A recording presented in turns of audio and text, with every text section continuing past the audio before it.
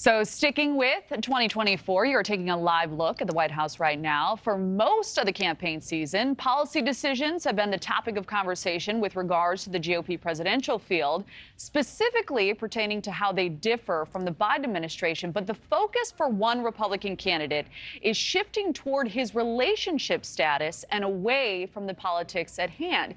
NewsNation's Robert Sherman is live with more on how Senator Tim Scott's campaign is now responding. Robert?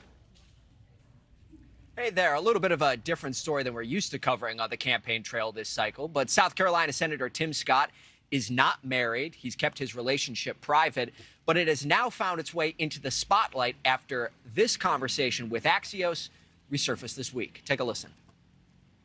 To suggest that somehow being married or not married is going to be the determining factor of whether or not you're a good president or not, it sounds like we're living in 1963 and not 2023. I probably have more time, more energy, and more latitude to do the job. I mean, my girlfriend wants to see me when I come home. Now, you heard the key word in there, girlfriend. You've heard some critics this week asking the question if Senator Tim Scott's girlfriend is real, if he actually has one. His campaign telling NewsNation today that she is real, and he keeps her out of the public spotlight, but they do have a strong, healthy relationship based upon their faith.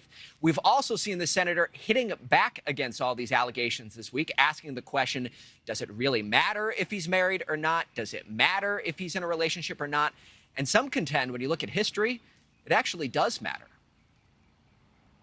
The spouse is often used on the campaign trail. And then if the person is elected, the spouse is often used to represent the office or represent the president or represent the public. And so that really does matter to some voters, and it really actually does matter to the job.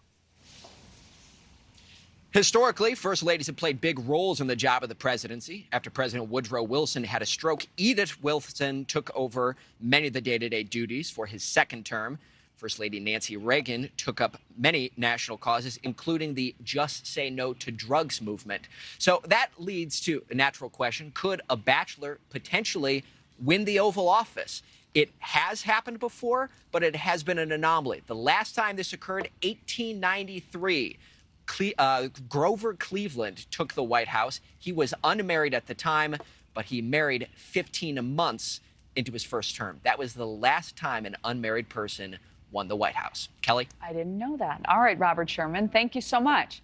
Thank you for watching. Go to newsnationnow.com to find NewsNation on your television provider. And don't forget to click the red subscribe button below to get more of NewsNation's fact-driven, unbiased coverage.